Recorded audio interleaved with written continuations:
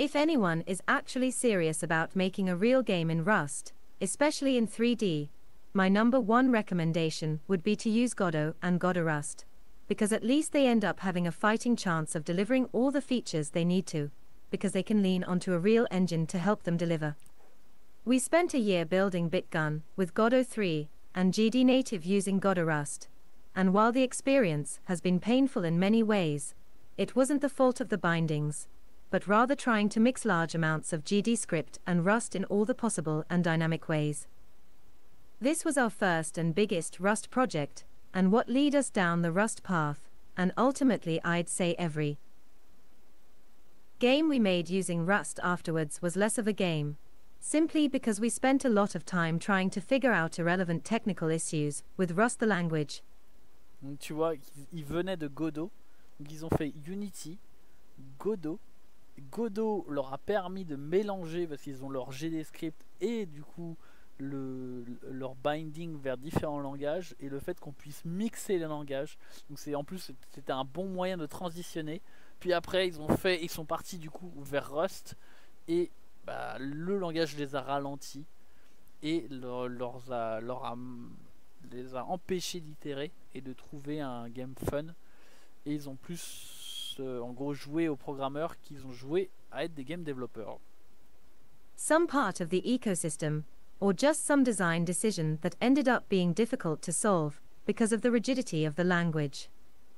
I'm not going to say GD script and Rust interop was easy, it was definitely not. But at least there was the option of just do the thing and move on provided by Godot. I feel this is something most people who try code-only solutions don't value, especially in Rust where the language can get in the way of creativity in so many inconvenient ways. I don't have much to say about Ambient because it is fairly new, and I have not used it, but again, I don't know of anyone else who has used it, and yet it made it into Bracky's video. Donc c'est intéressant de voir que effectivement la perception que les gens ont du Rust écosystème, il est immature, il est en construction, il a plein de problèmes, mais les gens pensent que parce que ça bouge beaucoup dans cet univers, et puis que Rust est présenté comme le langage du futur, que entre guillemets la nouveauté et les prochains gros émergents, les nouveaux moteurs, ça viendra dans l'écosystème Rust, et ce seront ceux-là probablement qui vont devenir les prochains Unity et Unreal Engine. Et eux, leur point c'est de dire que c'est des langages, c'est des engines qui sont immatures, et en plus le langage il n'est pas adapté à faire du game dev, donc pour eux c'est pas ça le futur, et je peux comprendre. De toute façon eux ils sont une petite team indé, et pour eux le futur c'est le hot reloading comme ils disaient, et je pense que c'est tout à fait vrai pour eux.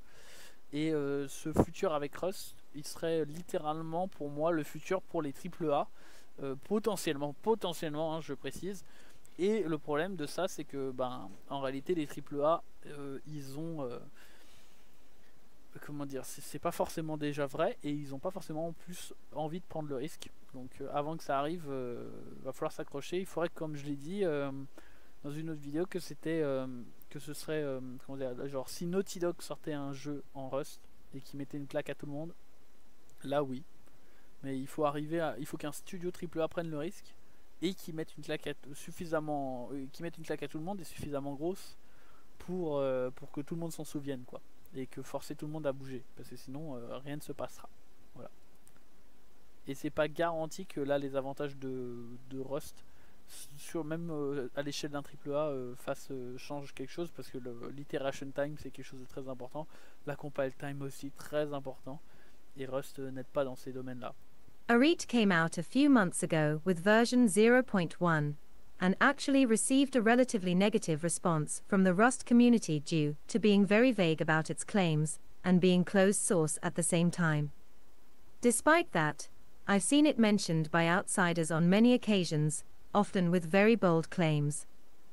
As far as Bevy is concerned, I do believe it being showcased as the main Rust game engine is mostly justified, if anything just because of the scale of the project and the number of people involved. They have managed to build a remarkably large community, and while I may disagree with their promises and some choices of the leadership, I can't deny the fact that Bevy is popular. The purpose of this section is nothing but to bring some awareness to the strange state of things, where outsiders will often just look at how well is each engine marketing itself, and what it says in their announcement blog posts. The reason I feel the need to mention all these things is because I've followed this path more than once, and more than once saw very convincing things people would say, only to later realize that they are just very good at talking, but not as good at delivering on those features. Donc ça c'est dire voilà, à quel point les moteurs sont immatures et qu'ils n'hésitent pas en tout cas à faire du bon marketing et à mettre en gros sur leur site internet qui font ça alors que c'est pas tout à fait vrai. One notable mention that isn't a game engine is Rapier, a physics engine that is very often recommended, as it promises to be a pure Rust solution to physics, a great alternative to the ugly outside world of Box 2D, PHYSX, and others. After all, Rapier is written in pure Rust, and thus enjoys all the benefits of WASM support, while also being blazingly fast, parallel at its core, and of course very safe, right? My experience here mostly comes from 2D, where while basic things do work, some of the more advanced APIs are fundamentally broken, for example convex decomposition crashing on relatively simple data, or multibody joints causing a crash when they're removed. The latter being especially funny, because this makes me feel like I was the first person to try to remove a joint, which doesn't seem like such advanced usage.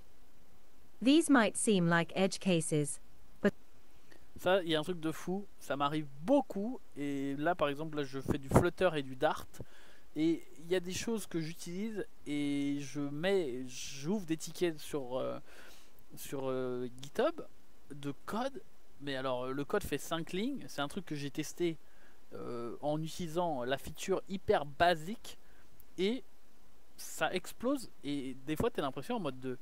Moi franchement des fois je me demande si je suis le seul à comment dire, à utiliser le projet quoi.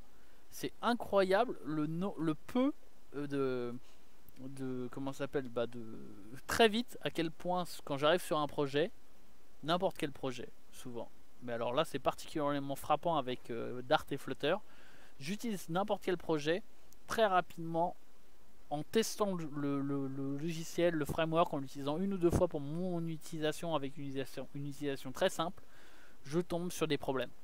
Mais des problèmes qui sont aberrants, apparents, et tu te demandes comment tu peux être le premier sur GitHub à poser la question.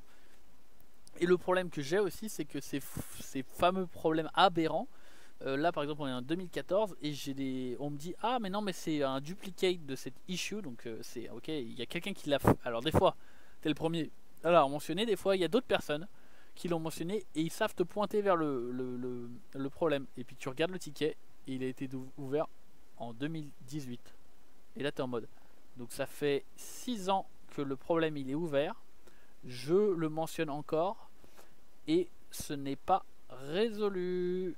Du coup, en fait, ils passent du temps à trier leurs tickets plus qu'à résoudre les problèmes qu'il y a sur le truc. Enfin voilà, je comprends très bien. Et pour moi, c'est les signes d'un écosystème immature. J'ai l'impression que les gens, en tout cas là pour Dart et Flutter, les gens sont payés. J'ai l'impression comment dire, à fermer des tickets. En gros, s'ils ferment un ticket en le marquant duplicate, ils gagnent de l'argent. Plus qu'ils gagnent de l'argent s'ils résolvent le problème. Du coup ils accumulent des tickets qu'ils doivent résoudre, mais il n'y a personne pour résoudre les tickets derrière. Enfin c'est comme ça que j'ai l'impression que le Flutter marche, et ça montre l'immaturité de l'écosystème. Et donc moi je le vois là avec Flutter et Dart, et là quand j'entends parler de ça, effectivement je le vois avec la maturité de Flutter, de Dart et de Rust avec le game dev. Ça a l'air particulièrement simple. T'as une utilisation hyper simple et puis boum, tu fais cracher les choses. Alors ce qui est incroyable, c'est que Rust normalement, je ne sais pas pourquoi ils ont un crash, parce que moi la promesse de Rust c'est justement c'est le fait que justement les choses doivent être écrites de manière parfaite et donc de ne pas permettre ce genre de choses, et donc ça force l'utilisateur, le mainteneur, à avoir prévu ces cas, et visiblement non. Donc même avec Rust, tu peux te retrouver à avoir des utilisateurs qui ont une utilisation simple de ton API et arriver à la faire cracher. Donc ça c'est un sacré point noir pour le langage. But overall, I've also found the simulation to be quite unstable, to the point where I ended up writing my own 2D physics engine, and at least in my testing found it to cause less issues on simple things like prevent enemies from overlapping. Wow.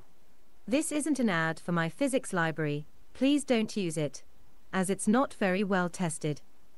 The point is that if a newcomer to Rust asks for a recommendation for physics, they will be recommended Rapier, and many will say it's a great and popular library. It also has a nice website, and is widely known in the community.